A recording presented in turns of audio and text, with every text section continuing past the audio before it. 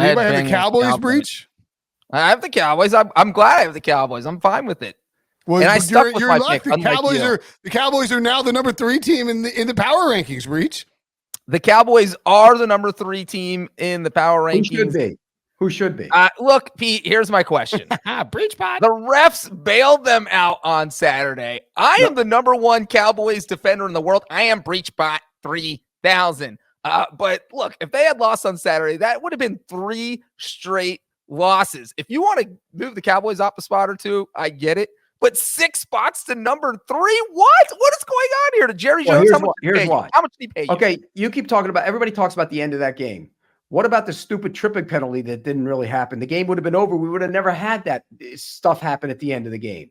So, everybody always goes crazy about a certain call, and it was obvious because they were trying to. Okay, the Lions were trying to dupe the Cowboys, and they ended up duping themselves. How about that? Nobody ever says that. No, that's fine. I'll give that to you. But still, it's a 1-point win. My buddy Adam Gold said that on radio today. He was like, if the Lions just play this straight up and don't go try to be sneaky with the, so-and-so's eligible and so-and-so's eligible.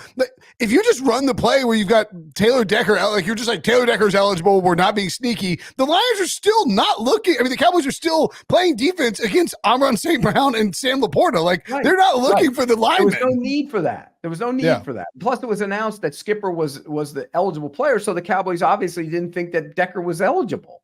Right. Well, and I think that's the reason we haven't heard the NFL say anything, because they don't feel the need to. It's like the ref didn't really do anything wrong here. It was just a bizarre situation. But as Prisco said, the bigger call definitely was when they called a tripping on the Cowboys when it was clearly a tripping on Hutchinson, which because they had a first, that would have been a 2nd and 2.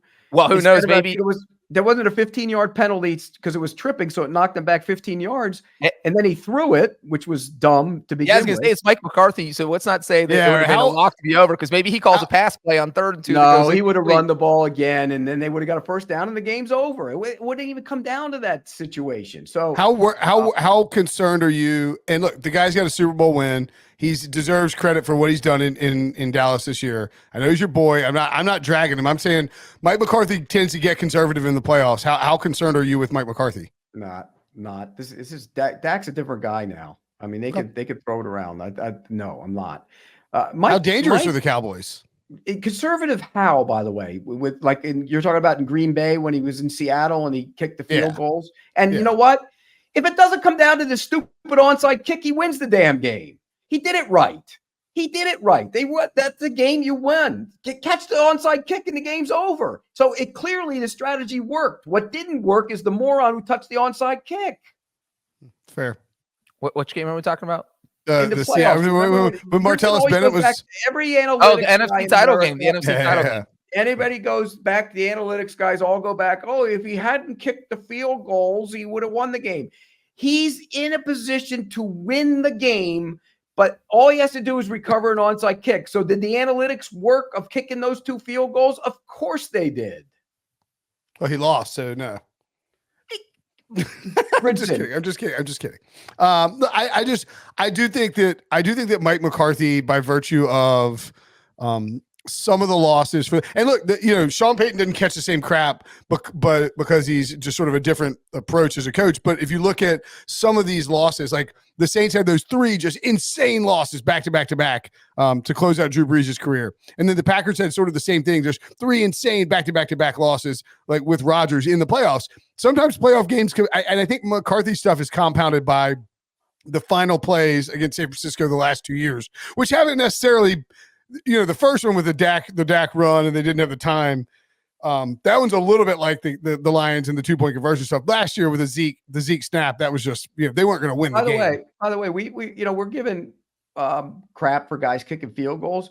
You think Dan Campbell would have liked to have his field goal that he passed on in the first half?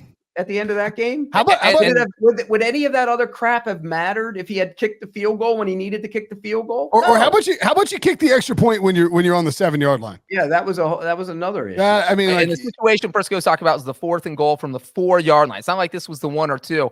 But the NFC title game, just real quick, going back to that game where the Packers blew 16-0 lead in the second half. That was a situation where McCarthy had 4th and goal at the 1 yard line twice in the first quarter. You have Aaron Rodgers as your quarterback. That's why you're at the 1 yard line twice. Go for a touchdown the first quarter. And do they win the game if the guy catches the onside kick? Yeah, so you're pitting it on that one play when I'm pitting it. Because it's played out the way it was supposed to play out. No, because if you get a touchdown, either of situations, it doesn't come down to an onside kick. It's played out the way it was supposed to. Nothing. You talking about the tripping call where none of the other stuff would have mattered if the tripping had been called correctly. What was the score when Seattle came back? What was the score when Seattle got the onside kick, came back and won the game? Well, the Packers were up 19-7 at one point. Right. And then they scored a touchdown to make it 19-14. Then they kicked the onside kick, recovered, went down and scored again to make it 22-19. But then the Packers tied it and went to overtime. So they still could have won in overtime.